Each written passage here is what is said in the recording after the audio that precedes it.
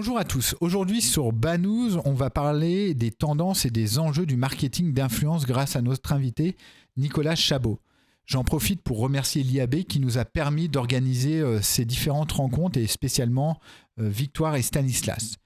Bonjour Nicolas, merci pour ta participation à ce podcast, à cette émission vidéo Banous. Est-ce que tu peux te présenter s'il te plaît ? Écoute, avec plaisir. Moi j'ai un parcours qui est assez international. Je suis passé par des cabinets de conseil, puis j'ai travaillé dans la distribution pendant assez longtemps dans différentes parties d'Europe. Et en 2012, j'ai quitté les grands groupes pour rejoindre Tracker, qui était une toute petite société à l'époque. J'ai rejoint les fondateurs. C'est une société qui a été créée aux États-Unis et je l'ai rejointe pour la développer en Europe. Et donc depuis 2012, je suis impliqué sur ce projet. Donc depuis vraiment le tout début de l'influence, on parlait encore de MySpace à l'époque, pour te dire. Et voilà, donc ça fait maintenant une dizaine d'années qu'on développe Tracker dans le monde entier, et aujourd'hui je m'occupe en particulier pour Tracker de gérer l'ensemble de nos équipes de service client et conseil client. D'accord, très clair. Comme je le disais dans l'introduction, on va parler du marketing d'influence. Est-ce que tu peux nous dresser un panorama en fait de ce secteur ? Comment il est distribué, pardon ? C'est une question difficile parce que c'est un secteur qui change à une vitesse phénoménale et d'ailleurs avec la pandémie il a repris un nouvel élan. Depuis que ce secteur a émergé, finalement depuis un certain temps, parce qu'on parlait des blogueurs initialement, en France ça a été assez d'ailleurs pionnière sur le blog, YouTube est très fort depuis longtemps, puis les réseaux sociaux, on avait peur d'un certain épuisement à la fin des influenceurs, et c'est une industrie qui continue à se renouveler. TikTok a donné un immense, un grand coup d'air frais sur le secteur. Les contenus continuent à changer, à évoluer. Et je dirais que si on peut parler de panorama, je dirais qu'aujourd'hui, le marketing d'influence s'est finalement imposé comme une des jambes du marketing digital. Donc il n'y a plus trop de questions et de débats sur le fait que ce soit pertinent pour toucher les audiences. Donc c'est vraiment quelque chose que les marques maintenant doivent s'approprier dans leur stratégie. C'est une première chose. Deuxième chose, dans les grands panoramas, il y a quand même cette image de la Chine qui donne cette vision d'un marché où le rôle des influenceurs est immense. On représente jusqu'à 20% de toutes les ventes de e-commerce en Chine se passent à travers les influenceurs. Ouais, alors excuse-moi, je te coupe, mais pour donner un exemple par rapport à ce que tu dis et pour bien savoir si j'ai bien compris, c'est là finalement tu parles du live shopping. Hein. Est-ce que ça fait partie du marketing d'influence ? Pour revenir pour redéfinir ce qu'on va dire par marketing d'influence, pour moi marketing d'influence, d'ailleurs en anglais c'est marketing influenceur. D'accord. C'est un tout petit peu peut-être plus direct. Et donc ce marketing d'influence pour moi c'est toutes les stratégies que les marques utilisent pour développer leur propre campagne de communication à travers des voies tierces qui sont les voix de ces influenceurs. D'accord. Ces influenceurs étant ces individus, ces personnes, ces vrais gens qui ont développé des audiences à travers les réseaux sociaux. D'accord, quelle que soit la plateforme. Quelle que soit la plateforme, d'accord. Voilà. Donc c'est très large. Pour que ce soit plus clair, j'ai tendance à ne pas inclure dans cette définition l'influence traditionnelle des journalistes et des médias traditionnels. Pour se concentrer sur cette spécificité, ce sont des gens seuls qui, en créant du contenu, en accumulant des audiences, ont acquis une voix, une crédibilité. Et le marketing d'influence, c'est comment est-ce que je peux m'appuyer sur ces voix pour la communication de ma marque. D'accord, écoute, très clair. Pour continuer un peu par rapport à notre discussion, donc j'ai bien compris, donc d'un côté on a des personnes qui ont une audience, de l'autre côté on a des annonceurs qui souhaitent promouvoir leurs produits, et au milieu il y a, parce que ce que je me dis c'est que il n'y a pas grand chose à faire, c'est-à-dire tout est géré par des plateformes. Or, on peut néanmoins mettre de l'intelligence entre les deux, en fait. pour m'expliquer, parce que je ne suis pas sûr d'être très clair. Comment tu mets de l'intelligence entre un annonceur qui veut promouvoir un produit et l'influenceur qui veut qui relaie le message en fait. Est-ce que tu as de la data? Est-ce qu'on peut mettre en place des choses particulières? Alors, de plus en plus de data. Il faut se rendre compte que les enjeux deviennent phénoménaux. On me demande toujours un peu quel est le ROI du marketing d'influence. Quand on voit que Kylie Cosmetics a été vendu à Coty avec une valorisation de plus de $1 milliard, les $1 milliard, ils ont vraiment existé parce que la transaction dans le compte en banque, elle a vraiment existé. Donc, c'est pas de la valeur artificielle qu'on a inventée. Donc, les enjeux étant énormes, on va amener de plus en plus, en effet, de data, pré-campagne, post-campagne, et pour essayer de comprendre, mais finalement, comment est-ce que les activités que je génère avec ces gens-là créent de la valeur pour ma marque. Mais quand tu parles d'intelligence, il y a aussi un autre sujet qui vaut le coup d'être évoqué, c'est que la difficulté de ce type d'activité de communication, c'est l'exécution. Ouais. Parce que exécuter une campagne de médias à grande échelle à travers Facebook Business Manager, finalement, l'échelle est gérée par la plateforme de façon assez automatique.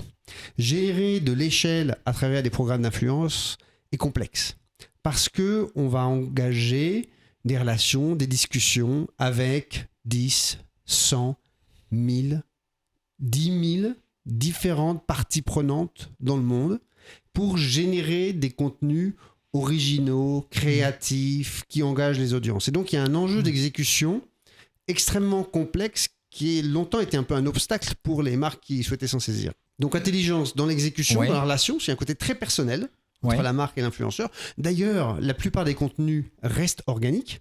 C'est-à-dire on parle des marques sans que les marques soient partie prenante de la relation. Il y a tout un côté organique qui est très fort. Dans la beauté, c'est quand même plus de 90% des contenus qui sont organiques, par exemple. Donc, quand on parle de marketing d'influence, il existe malgré vous, dans un certain sens.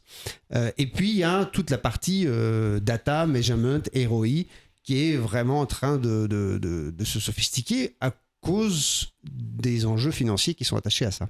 D'accord. Si tu avais, je ne sais pas, 3 conseils à donner à un annonceur qui souhaiterait se lancer sur le marketing d'influence, quels conseils tu pourrais donner? Alors, je pense que les annonceurs j'aurais presque tendance à te dire que tous les annonceurs se sont un peu lancés maintenant. Oui. Ont commencé à apprendre. Donc, le conseil que je donnerais aux annonceurs qui souhaitent passer peut-être de l'expérimentation à une augmentation de leurs investissements, c'est d'être très clair sur les objectifs qu'ils se fixent par rapport à ce type d'activité. C'est d'être aussi se positionner dans le long terme. C'est-à-dire que c'est pas du spot télé où on fait on-off. C'est vraiment dans cette exécution, cette relation avec des individus qui doit perpétuer dans le temps, et aussi par rapport aux audiences, parce que les audiences s'appuient sur la crédibilité de l'auteur du contenu pour réagir à ce contenu. Donc il faut se positionner dans le long terme. Donc avoir des objectifs, se positionner dans le long terme et vraiment mettre en place des outils de mesure et des données qui permettent de sortir du subjectif et vraiment d'avoir des éléments concrets pour à la fois bien cibler les gens avec lesquels on va travailler. Est-ce que je travaille avec les bonnes personnes? Est-ce que je protège ma marque? Est-ce que je cible les bonnes audiences? Et puis après, suivre les progrès que je réalise. Alors, une question, mais comment l'annonceur il choisit ses influenceurs en fait? Il y a une banque d'influenceurs, je peux avoir accès à des listings pour contacter les gens, ou finalement c'est à travers des agences? Je crois que ça c'est une question à laquelle je dirais Tracker répond parfaitement. Donc il y a maintenant sur le marché énormément d'outils et technologies qui intègrent une fonctionnalité de discovery, et tous les clients par exemple de Tracker ont accès à un moteur de recherche hyper sophistiqué, où on va pouvoir choisir ses influenceurs en fonction des sujets qu'ils adressent, en fonction de l'audience, en fonction de leur performance, en fonction de la taille de leur audience. Donc ça, c'est la première étape.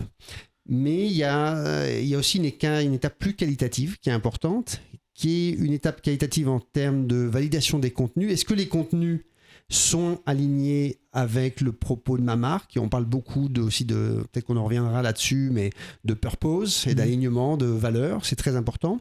Et puis aussi avec des sujets de compliance. Il faut aussi se rendre compte que quand on travaille avec des individus, le monde de l'influence a le meilleur et à le pire. D'accord. C'est des gens qui sont soit dans le métier depuis 10 ans très professionnels, ou des jeunes qui émergent, qui peuvent être aussi peut-être imprévisibles ou immatures.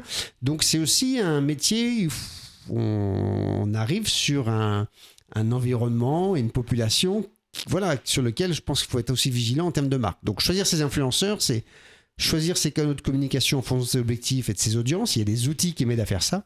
Et c'est aussi, je pense, aujourd'hui, quand je suis annonceur, mettre en place des outils de vetting, de compliance, qui permettent de m'assurer que je vais travailler avec des gens avec lesquels je suis sûr que je veux associer ma marque.